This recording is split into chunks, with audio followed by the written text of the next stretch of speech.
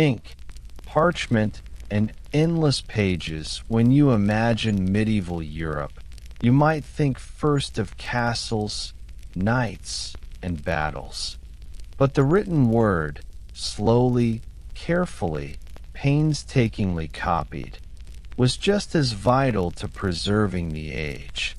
Behind the illuminated manuscripts and the great chronicles stood men bent over desks, quills in hand, eyes straining in dim light. These were the scribes. Their task was simple: copy texts. Yet in its simplicity lay endless labor, cramping hands, stiff backs, and the monotony of repetition. In this first section, we step into the scriptorium, where monks and scribes labored day after day, producing the books that preserve theology, law, medicine, and poetry for future generations. We will see their desks, their ink, and the daily grind that made medieval learning possible. The scriptorium.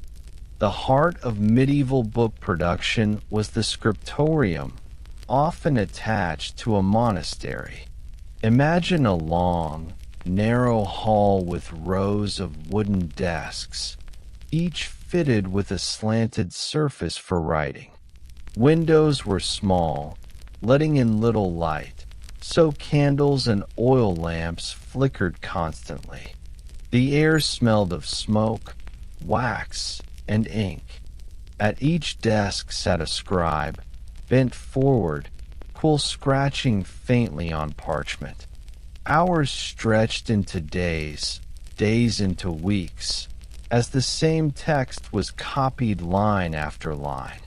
Silence was enforced, though occasional coughs or the scrape of a stool broke the stillness. This was the world of the scribe, disciplined, repetitive, and exacting. Materials of the trade. A scribe's work depended on a set of humble yet costly materials. Parchment or vellum, animal skins scraped, stretched, and smoothed until they became suitable for writing. Preparing parchment was laborious, and its expense meant mistakes were costly. Ink, made from gall nuts, iron salts, and gum. The ink was thick and black, staining fingers permanently. Red ink, minium, was used for headings, while gold leaf was reserved for special illuminations. Quills, cut from goose or swan feathers, shaped to fine points with knives. They wore down quickly and had to be recut often. Ruler and stylus, to draw faint lines across the page, ensuring even rows of text. The scribe's tools were simple, but their use demanded precision. A slip of the quill could ruin an expensive sheet of parchment. The rhythm of work. The scribe's day followed a relentless rhythm. At dawn, prayers were said. Then the scriptorium filled, and the slow labor began. The quill scratched, the ink pot was dipped, and the next word was copied. Breaks were brief, for food or more prayers. A scribe might work on a single book for months or years. A Bible could take a team of scribes a decade to complete. The repetition was grinding. Pages blurred together, hands cramped, and backs ached from hours of sitting. Some scribes left notes in margins. "Oh, my hand," or "This parchment is hairy," or even, "Now I have finished. Thank God it will soon be dark." These voices, weary but human, remind us of the monotony they endured. The margins of error. Errors were inevitable. A skipped line, a misspelled word, or a duplicated phrase could creep in. Correcting mistakes was tedious. Scraping off ink with a knife, reapplying parchment dust, and rewriting carefully. Large mistakes might mean discarding the sheet entirely. Some scribes grew playful.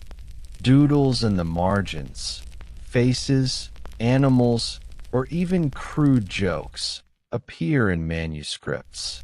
These remind us that behind the solemn texts were men trying to relieve their boredom. Still, errors could be dangerous. In legal or theological texts, accuracy mattered deeply. Supervisors checked manuscripts meticulously, marking corrections or scolding careless work. For the scribe, this meant constant pressure to stay alert, even in the long hours of fatigue. The physical toll. The work left physical marks. Scribes suffered cramped fingers, strained eyesight, and hunched spines. Candlelight worsened eye problems, and quills demanded delicate control. The silence of the scriptorium was filled with discomfort, the quiet endurance of men pushing through aches to fill yet another page. Food was modest, and exercise was limited. Some scribes became gaunt, their lives consumed by sitting, scratching, and straining. Yet they endured, for the production of books was seen as holy labor. Spiritual and cultural weight. Copying texts was not just labor. It was often framed as spiritual duty. Monks believed that each copied word served God, preserving scripture and wisdom. The monotony was offered as discipline, a form of prayer and action. For secular scribes working in towns, the motivation was more practical: payment from clients. Universities demanded legal, medical, and philosophical texts. Nobles commissioned romances and chronicles. In both cases, the scribe's work was valued, if not glamorous. The scribe's life was one of monotony, exactness, and bodily strain. His cramped hand and weary eyes produced the words that carried learning across centuries. In the margins of manuscripts, we glimpse his humanity, complaints, doodles, and prayers, all etched between lines of sacred or scholarly text. But the scribe's world was not only about the physical grind of copying. It was also shaped by economics, patronage, and the slow transition from manuscript culture to the printed page. Who paid for books? How were scribes organized? And what happened when the printing press arrived to challenge their livelihood? Patrons, pay, and the coming of print. In the first section, we entered the scriptorium, rows of bent figures hunched over parchment, quills scratching by candlelight. We saw the monotony, the cramped hands, the endless labor. Yet scribes were not only laborers in isolation, they were also part of an economy of knowledge. Books were valuable commodities. Patrons paid dearly for them, and universities relied on them. In this section, we step outside the scriptorium walls to trace how scribes fit into the broader networks of money, learning, and technology that shaped the late medieval world. The value of books. To grasp the scribe's economic world, you must understand how valuable books were. A single manuscript Bible could cost the equivalent of years of a craftsman's wages. The cost came not only from the scribe's labor, but also from the parchment, binding, and illumination. Books were treasured possessions. They were chained in libraries, locked in chests, and passed down as inheritances. Wealthy patrons commissioned them not only for learning, but also for prestige. To own a fine illuminated psalter was to display wealth as surely as owning land or jewels.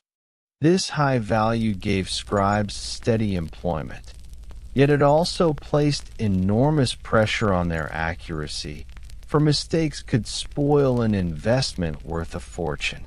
Patrons and commission work. Many scribes worked on commission. A noble might request a romance, a collection of laws, or a family chronicle.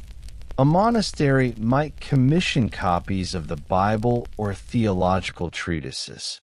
A merchant might request a book of hours, a private prayer book, often lavishly decorated. The patron provided materials and set deadlines. Some insisted on fine parchment and illuminations, while others wanted plain copies. The scribe's job was to execute the work faithfully. Payment came in coin, but sometimes also in food, clothing, or lodging. The relationship between patron and scribe could be close. Some scribes left notes praising or complaining about their patrons in margins. Others signed their names proudly at the end of volumes, seeking recognition. Most, however, remained anonymous, their labor swallowed by the prestige of the text itself, scribes, and universities. With the rise of universities in the 12th and 13th centuries, demand for books surged. Students needed textbooks, copies of Aristotle, Galen, or canon law. This created a new system, the Pietius system. In this arrangement, a university-owned master copy of a text was divided into sections, Pietia, or pieces. Scribes rented these sections, copied them, and returned them. This allowed multiple scribes to produce copies simultaneously, speeding production. For university scribes, the work was fast and functional. Unlike monastic Bibles, these books were often plain, made for study rather than display. The Pietius system turned scribes into practical book producers for the expanding academic world. The cost of materials. A scribe's greatest obstacle was not his cramped hand, but the cost of parchment. Each sheet came from animal hide, scraped and prepared with care. A large book might require hundreds of skins. Mistakes wasted expensive material. Patrons often supplied the parchment, but scribes bore the burden of not spoiling it. Ink, quills, and binding materials added further expense. Some scribes specialized not only in copying, but also in preparing parchment or binding. Others collaborated with illuminators, who painted gold leaf initials and miniature scenes. Book production was rarely solitary. It was a network of crafts. Organization and pay. Scribes' pay varied. Monastic scribes might not be paid at all, their work seen as part of spiritual duty. Secular scribes in towns charged by the quire, a set of sheets, or by the page. Rates depended on complexity. Simple script cost less than ornate calligraphy, and illuminated initials cost extra. Payment was often meager compared to the time invested. Some scribes eked out a living. Others prospered with wealthy patrons. Many lived modestly, their reputation tied not to wealth, but to the accuracy of their hand. Guilds of scribes existed in some towns, setting rates and standards. But often, scribes worked freelance, competing for commissions. Their livelihood was precarious, tied to the fluctuating demand for books. Complaints in humanity. The economic grind left its mark in marginal notes. Some scribes wrote complaints about low pay. He who does not know how to write imagines it to be no labor. But though only 3 fingers hold the pen, the whole body toils. Others noted the length of books, begging future readers for patience. These voices reveal scribes not as faceless copyists, but as working men, conscious of their labor's worth and weary from its demands. Their marginal laments are among the most human traces left in medieval manuscripts. The shadow of print. By the mid-15th century, a new invention cast a long shadow, the printing press. In Mainz, Johannes Gutenberg perfected movable type, allowing pages to be reproduced quickly and cheaply. Suddenly, the work that took a scribe months could be done in days. At first, printing imitated manuscripts, with large initials left blank for hand illumination. But soon, print established its own style, efficient and standardized. For scribes, this was devastating. Some continued to work for patrons who valued hand-copied books. Others shifted to correcting printed texts, bringing their eye for detail into the new trade. Many, however, found themselves obsolete. The slow hand of the scribe could not compete with the speed of the press. Resistance and persistence. Not all scribes gave up easily. Some patrons still prized handwritten manuscripts, seeing them as more prestigious than printed books. In certain regions, scribes continued producing manuscripts well into the 16th century, particularly for religious use. But the tide was unstoppable. Print democratized knowledge, lowering prices and increasing availability. The university Petius system collapsed, guilds declined, and the once steady demand for scribes dwindled. For the scribe still bent over his desk, the future looked uncertain. His skill was profound, his dedication immense, but history was moving past him. In this section, we have seen the scribe as part of an economy, commissioned by patrons, supplying universities, struggling with costs, and facing the monumental challenge of print. His cramped hand was not only a physical burden, but also an economic one, tied to the survival of his trade. But what happened after the printing press triumphed? Did scribes vanish entirely, or did their craft leave behind a legacy that shaped later culture? What do we make of their doodles, their laments, and their painstaking labor in a world that has forgotten them? Decline, endurance, and the legacy of the scribe. In the first section, we walked into the scriptorium and saw the quiet monotony of the scribe's life.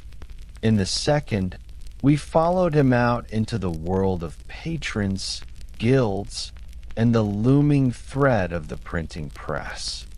Now, in this final section, we watch his trade decline, even as his fingerprints, literal and metaphorical, remained pressed into the history of learning. The triumph of print. By the late 15th century, the printing press had swept across Europe. Cities like Mainz, Venice, Paris, and Cologne became hubs of book production. Hundreds of copies of a text could be printed in the time it once took scribes to labor over a single manuscript. Costs fell dramatically, and literacy began to spread beyond the clergy and the elite. For scribes, this was both liberation and ruin. No longer was the burden of knowledge preservation on their shoulders, but no longer was their livelihood secure. What had been seen as holy or scholarly labor became an antiquated craft.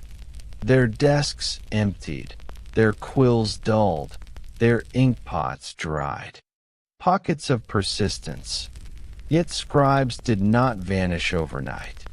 In monasteries, many monasteries continued to copy texts by hand well into the 16th century, especially liturgical books.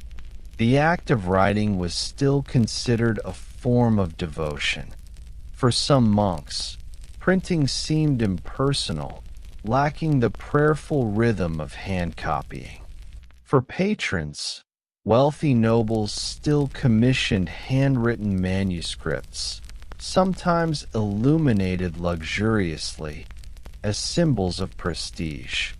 A hand-copied book became a luxury object, rather than a utilitarian one. In remote areas, printing presses clustered in urban centers.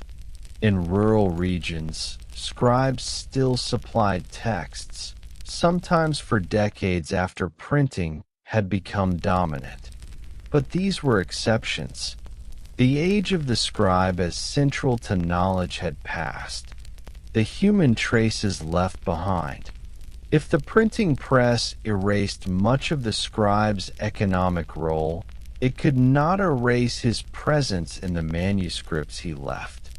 These books still speak to us today, carrying the marks of human hands. Doodles, marginal sketches of faces, beasts, and even crude jokes reveal scribes' boredom and humor. Complaints, notes in Latin or vernacular, lamenting the cold, the dark, the length of the book, or the pain in their hands. Mistakes, duplicated lines, missing words, or awkward corrections scraped into parchment, proof that even the most disciplined scribes were fallible. Signatures. Some scribes dared to write their names, a bid for recognition in a world that often ignored them. These traces remind us that the scribe was not a machine. He was a weary human being, leaving behind both sacred text and human complaint. The symbol of the cramped hand. The image of the cramped hand became a metaphor for the scribe's life. His labor was repetitive, humble, and often thankless. He strained his eyes by candlelight, hunched his back over desks, and endured physical discomfort in service of words. And yet, without his hand, vast swathes of human knowledge would have vanished. Classical texts, biblical manuscripts, scientific treatises, all were preserved because scribes copied them, one letter at a time. Their cramped hands were the bridge between antiquity and modernity. Scribes in the shadow of printers. By the 16th century, the figure of the scribe was often contrasted with the printer. The printer represented progress, efficiency, and abundance. The scribe represented tradition, slowness, and scarcity. Yet printers themselves sometimes employed scribes as correctors. Their trained eyes, honed by years of copying, could spot errors in type. Thus, even as their trade declined, scribes carried fragments of their skill into the new world of print. In this way, they lived on, not as central figures, but as shadows behind the triumph of movable type. Legacy in modern times. Today, the work of medieval scribes shapes our understanding of the past. Historians pore over manuscripts not only for the texts but for the marginalia, the handwriting, the doodles that reveal the lives of those who copied them. Each manuscript is unique, bearing the quirks of its scribe, the smudges of his fingers, the unevenness of his lines. The very imperfections of manuscripts make them precious. Where print standardized, scribes individualized. Every cramped hand left its own mark. Moreover, the scribe remains a symbol in our imagination. The weary figure bent over his desk, candle flickering, copying words into the night. He embodies patience, endurance, and the fragile chain of memory that connects past to present. Why it sucked to be a scribe. It sucked to be a medieval scribe because the work was endless, the pay meager, and the toll physical. Eyesight dimmed, fingers cramped, backs ached. The labor was repetitive and often anonymous. Scribes preserved treasures, but rarely received credit. And yet, theirs was one of the most important jobs of the medieval world. Without them, the chain of learning would have broken. They carried forward the words of Aristotle, Augustine, Virgil, and countless others. Their boredom preserved brilliance. Their monotony safeguarded meaning. The story of the scribe is not dramatic in the way battles or kings' reigns are. It is a story of endurance through boredom. It is the story of countless hours spent in silence, of cramped hands and weary eyes, of men who copied not for glory but for necessity. When you next see an illuminated manuscript in a museum, notice not only the glitter of gold leaf or the elegance of script, but also the faint doodles, the weary marginal notes, the uneven strokes. These are the fingerprints of scribes, their quiet rebellion against the monotony, their plea across centuries. Remember the hand that wrote this. And in remembering them, we honor the dull, unglamorous work that shaped history.